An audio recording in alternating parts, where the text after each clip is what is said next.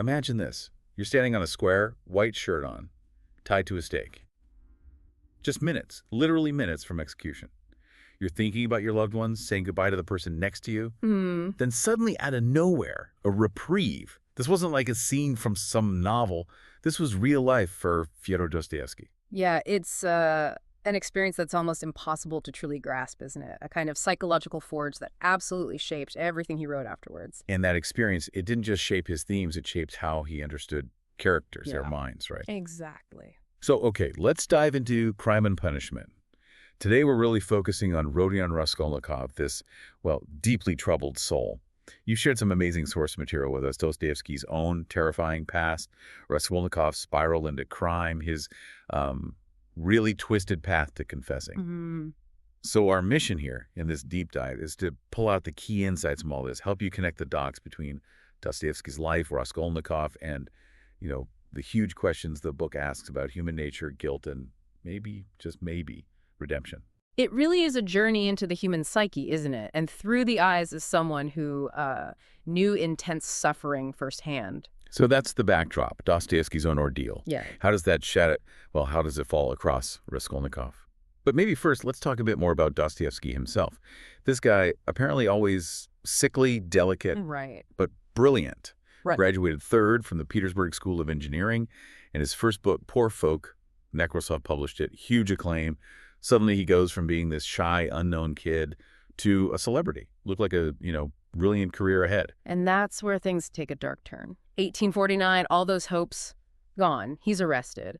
And it's not like he was some committed revolutionary. Not really his style. Right. He was just part of this small group, mostly young guys, reading thinkers like Fourier and Proudhon, utopian socialists, basically, which under that regime was seriously dangerous stuff. So what were the actual charges? Sounds almost minor now. Yeah. Well, the specifics were things like taking part in conversations against the censorship, reading a banned letter from Belinsky to Gogol, which was pretty scathing about the government and the church, and, importantly, knowing of the intention to set up a printing press. Wow. And under Nicholas I, that was enough. Enough for a death sentence. And he didn't just get the sentence, he lived it.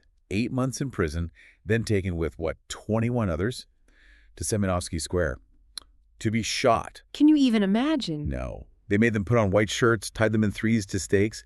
Dostoevsky was third in line. He genuinely believed he had minutes left.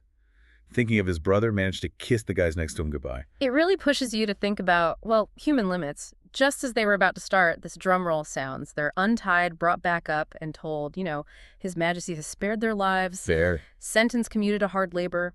But the psychological damage, one of the prisoners, Grigorev, went mad right there on the spot, never recovered. It was like a psychological death and rebirth, all in moments. It's more than just suffering, isn't it? It's facing pure, arbitrary power, existential dread. And for someone like Dostoevsky, it hammered home this conviction. The human spirit, pushed that far, it either snaps or it finds something deeper, maybe spiritual. Definitely. And that's not just the theme in Crime and Punishment. It's like the very test Raskolnikov goes through when his grand theory just smashes against reality in his own conscience. And after that came 4 years of penal servitude. Siberia, with common criminals. That's where he started writing Dead House, then more years in a disciplinary battalion. So this personal hell, it just seeped into his understanding of suffering, psychological torment, the line between sanity and madness. Absolutely. Those themes are so raw, almost violent in Crime and Punishment. He wasn't just imagining it. He'd lived something like it. Okay, so keeping Dostoevsky's own experience in mind, let's turn to Raskolnikov. Before the crime itself, what's going on in his head? What kind of mental space allows such an idea to even take root? The sources paint a picture of him being in this overstrained, irritable condition, almost hypochondria. He'd become totally wrapped up in himself, isolated, dreaded meeting anyone, even his landlady. And the poverty was extreme, right? Crushed by poverty. His clothes were so bad that, anyone would have been ashamed. Yeah, and interestingly, it says he didn't mind the rags so much out on the street. It was running into people he knew, former classmates, that he hated. He'd literally creep down the stairs like a cat to avoid his landlady asking for rent, threatening him. That kind of isolation, that poverty, it's like fertile ground for these, destructive ideas to grow, pushing him deeper inside himself. Exactly. And then comes this major trigger, a letter, a thick, heavy letter from his mother, Pulcheria. The mother's letter. The emotional weight there is huge. She hadn't heard from him in 2 months. Calls him their one hope, one stay, and it lays bare just how bad things were financially. He dropped out of university, no money, lost his tutoring gigs. His mother's tiny pension wasn't nearly enough. And the sacrifice his sister, Dunya, makes. Wow. She took a job as a governess, got an advance, sent a big chunk to Rodia pretending it was her savings. Right. And that debt basically trapped her there. Then the letter reveals the whole Svidrigailov mess. Mr. Svidrigailov, her employer, apparently starts drinking, acting out his old regimental habits, treating Dunya terribly, jeering at her. Turns out he has this hidden passion for her. Not good. Not good at all. He makes this open and shameful proposal, offers her money, wants to take her abroad. Total creep. It just shows the kind of, moral decay Dostoevsky saw everywhere. The pressures on someone like Dunya and Svidrigailov's wife, Marfa Petrovna, she finds out. She does. Leads to an awful scene, the letter says. And Raskolnikov's reaction when he reads all this, it's physical. Tears, then his face goes pale and distorted, a bitter, wrathful, and malignant smile. His heart's pounding, mind's racing. He feels trapped, right? Cramped and stifled in his tiny room. Goes outside just muttering to himself. Yeah, that letter definitely pushes him closer to the edge. It makes his internal rage feel, well, justified somehow by the outside world's ugliness. But it wasn't just the letter. Other things were planting seeds, too. Like what? Well, beyond his own situation, his mind was soaking things up. He runs into Marmeladov, the tragic drunk, in a tavern. Marmeladov talks about how beggary is a vice, different from just being poor. Oh, right. And that heartbreaking detail about his wife, Katerina Ivanovna, pulling his hair out of pity. Exactly. And then the clincher. Namalad admits he just spent Sonia's last 30 kopecks money she earned through, well, prostitution on drink. Sonia's sacrifice just laid bare. Brutal. And speaking of shocking encounters, there's the young, drunk girl he sees on the boulevard. Right. Very young, clearly drunk, disheveled. He tries to help for a second, gives a policeman 20 kopecks for a cab. But then he just snaps, right? A complete revulsion of feeling, shouting, "Let them devour each other alive. What is it to me?" He even regrets spending the money. It's a chilling moment, a real slide into, nihilism, seeing compassion as weakness. And then the dream of the mayor being beaten to death. Oh, that dream is horrifying. Mikolka beating the horse.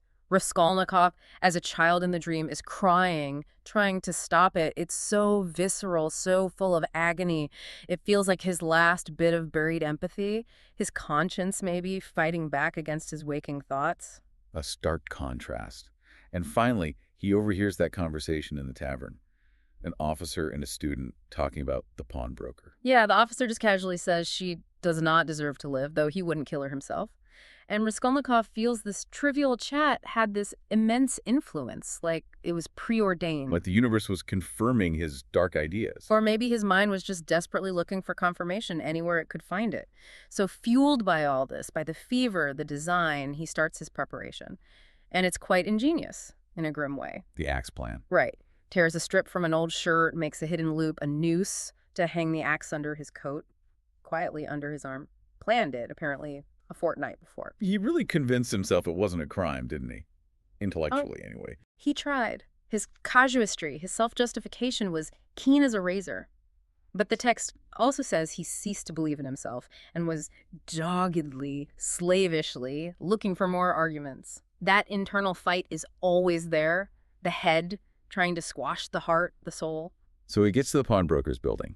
Little details stand out. Like a German clerk moving out, leaving the 4th floor empty, except for the old woman. And the bell. It gives this peculiar tinkle, or reminds him of something.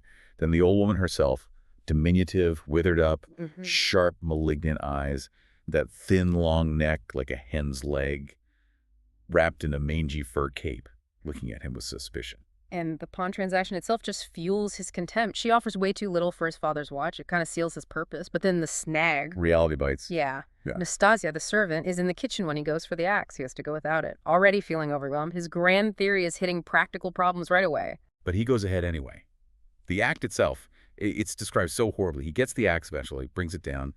Then, near the body, he finds her keys in her pocket. They jingle. He gets this convulsive shudder, wants to run. Too late to go back. Then, the terror that maybe she's not dead, he checks. Sees the skull broken and even battered in, the pool of blood. And it's not just one victim. He finds a string around her neck, pulls it, it's soaked in blood. This is leading to, well, the unexpected arrival of her sister, Lizaveta. She just stumbles in. A tragic, awful, unplanned part of his great crime.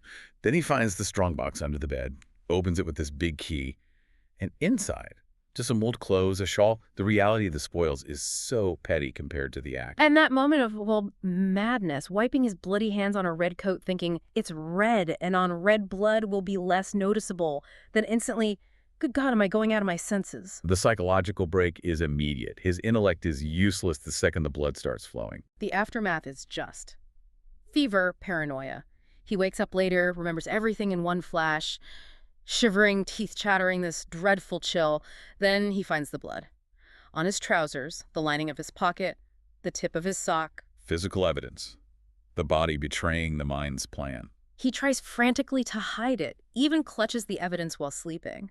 Then the police summons arrives. He must have thought, this is it. Totally convinced it's about the murder. The intense, indescribable relief when it turns out to be just about an old debt. It's almost darkly funny. While he's there, there's that chaotic scene, the lady complaining about her tenant playing piano with his foot. Right. And through all that noise and confusion, Raskolnikov just feels this agonizing, everlasting solitude and remoteness, completely cut off. He rushes back, grabs the stolen stuff, the few trinkets, the push from that hole in the wall, searches desperately for a place to hide them. Ends up in this deserted yard between two blank walls. Finds a big stone near a shed, throws the stuff under it. Again, the sheer smallness of the loot just highlights the emptiness of the crime. And his reaction right after hiding it, this weird, intense, almost unbearable joy, thinking, I have buried my tracks. Who could possibly look under that stone? It's over. No clue. He actually laughs. A nervous, shaky laugh, but it stops dead when he gets near the K Boulevard, where he saw the drunken girl. He hates the place now. And that marks a real shift inside, doesn't it? If it has begun, then it has begun. Hang the new life. He throws a coin in the Neva, a spot where he used to think about his theories. Feels like he's cut himself off from everyone and from everything. Yeah, throwing away that coin, it's like he's severing ties with his old self, his intellectual pride, a moment of just profound isolation, self-imposed exile from humanity. So the unraveling continues, but now involves the people around him. Let's talk about Razumihin, his friend. Razumihin, incredibly loyal, described as a cool hand, a delightful person, even though apparently he takes bribes sometimes. He really steps up, though. Takes care of the IOU Raskolnikov owes the landlady, pays it off, tears it up, buys him new clothes. Practical help. His loyalty is amazing, especially given Raskolnikov's state. Razumihin recounts his friend's feverish ravings about a bulldog, earrings and chains, Krastovsky Island, some porter, the police superintendent. And the sock. And the sock. Yeah, Raskolnikov was obsessed with his own sock. Razumihin even found the bloody sock Raskolnikov had been clutching. It really shows the power of friendship, connection, even when one person is pushing it away so hard. Meanwhile, Raskolnikov is physically and mentally falling apart. What's the medical view? Zosimov, the doctor, what does he make of it? He's described as clever at his work. Zosimov's diagnosis is really insightful. He sees the illness as partly physical due to the unfortunate material surroundings, the poverty and squalor, but he also identifies a moral origin. He calls it the product of several material and moral influences, anxieties, apprehensions, troubles, certain ideas.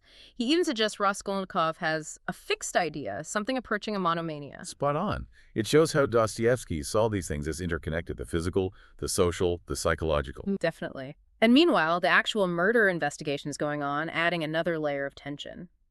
The main suspect is this painter, Nikolai. Right, the guy who pawned the earrings from the old woman's box, claiming he just found them and was seen drunk afterwards. That's him. Razumihin passionately defends him, insists his story about finding the box is the holy truth. But Zosimov, the doctor, again, he's skeptical, finds the story too clever, too melodramatic, says everything fits too well. Setting up the real game of cat and mouse later. Precisely. It's a perfect red herring. But before we get to the main investigator, there are Luzhin and Lebeziatnikov. Ah, yes. Pyotr Petrovich Luzhin, the fiancé. Described as no longer young, stiff, and portly.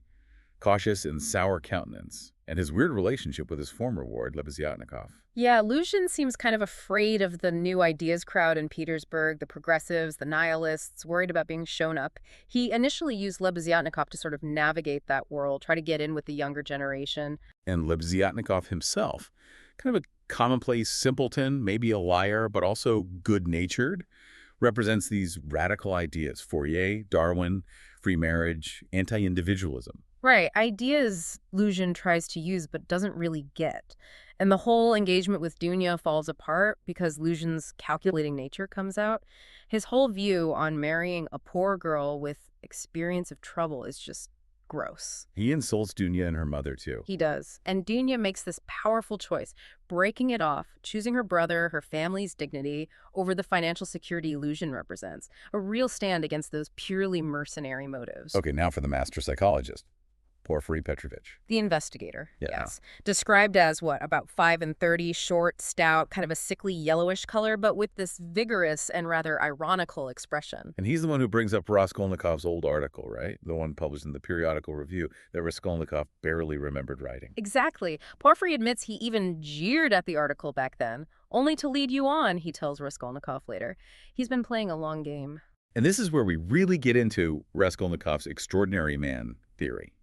This idea that certain great people, lawgivers, can step over obstacles. Meaning commit crimes. Right, commit crimes for some greater purpose. Because the vast mass of mankind is mere material. Chilling stuff. It is. And Porfiry just calmly asks him, did you imagine yourself an extraordinary man? Could you rob and murder in service to humanity? Just lays it out there. So this isn't just Raskolnikov being delusional. Dostoevsky is grappling with a really dangerous idea that was floating around then. If there's no God, does that mean anything goes? Pretty much. Raskolnikov dares to test that idea, thinks he can create his own morality. But the core Dostoevskian insight, I think, is that human nature, our soul, just resists that kind of cold, sterile thinking. It needs more than logic. And Porfiry's way of investigating. That's fascinating. A psychological game? How does he describe it? He talks about leaving the suspect alone, but letting him know, or at least suspect, that he knows everything. Says the guy will be bound to lose his head. He uses that metaphor of the butterfly around a candle. Circling closer and closer. Until flop, he'll fly straight into my mouth and I'll swallow him. It's all about psychological pressure, not just hard evidence. And his actions fit that. He admits searching Raskolnikov's room, finding nothing. Sanst. He deliberately spreads rumors through Rozumihin to wind Raskolnikov up. Mentions Raskolnikov's outburst in the restaurant. I killed her. He drops hints, reveals he knows Raskolnikov was at the pawnbroker's before the workmen arrived on the day of the murder, knew about the bell ringing, all designed to fray Raskolnikov's nerves. Raskolnikov must be reeling, thinking, are they messing with me or teasing me? Exactly. The pressure is immense, and it all builds towards the confession. First, there's that moment with the workman Nikolai, the initial suspect. He suddenly appears and points at Raskolnikov, quietly says, murderer. Oh man, Raskolnikov's reaction. Purely physical. Legs weak, cold shiver, heart pounding. But it's Sonia who provides the final push, or maybe the safe space for it. Sonia's steadfastness is crucial. We know her sacrifice, her status as an outcast with that yellow passport, how she supports her family. She embodies suffering and selfless love. And it's to her that Raskolnikov finally breaks. He just tells her. Tells her straight out. It was, I killed the old pawnbroker woman and her sister Lizaveta with an axe and robbed them. And the motive. He clarifies that too, right? Not for money, not for his mother. No. He tells Sonia it was to test himself, to see if he had the right to gain power, to find out if he was a louse like everyone else or an extraordinary man. He admits, I wanted to murder without casuistry, to murder for my own sake, for myself alone. Just pure transgression for its own sake. Wow. Yeah. Sonia's reaction. It's immediate and profound. Oh, hush, hush, she cries. You turned away from God, and God has smitten you, has given you over to the devil. She falls to her knees, hugs him, and declares, no, no, never, nowhere. I will follow you everywhere. I'll follow you to Siberia. That moment. It feels like the real turning point, doesn't it? His brutal honesty, her unwavering, almost spiritual forgiveness and loyalty. It absolutely is. And then, that chilling twist, we find out Svidrigailov was in the next room listening to the whole thing, found it interesting and remarkable, even got a chair to be more comfortable for next time. Ugh. He's like the dark shadow of Raskolnikov's theory, taken to its extreme. Precisely. A mirror showing the moral void. Meanwhile, the tragedy of the Marmoladovs just keeps unfolding. Katerina Ivanovna's illness, her consumption gets worse. She descends into madness. That desperate scene where she forces her children onto the streets, dressed as performers, begging, singing, dancing. It's harrowing, and it ends with her agonizing death. Sonia just endures through all of it. And Svidrigailov, the eavesdropper, he plays one last strange role, doesn't he? This weird act of charity. Yeah, it's unsettling. He gives Sonia a large sum of money, arranges funds for the children and the funeral, but tells her to keep it secret. It's this bizarre mix of, I don't know, depravity and maybe a flicker of something else or just manipulation. In his confrontation with Dunya, tries to trap her, reveals his vile intentions, but she fights back, shoots at him. Grazes his hair, and he just calmly gives her the key and lets her go. It's like her defiance breaks something in him, or maybe confirms his own emptiness. His exit from the story is significant, removing that dark reflection for Raskolnikov. He represents the dead end of that amoral path. Totally. His final days are grim.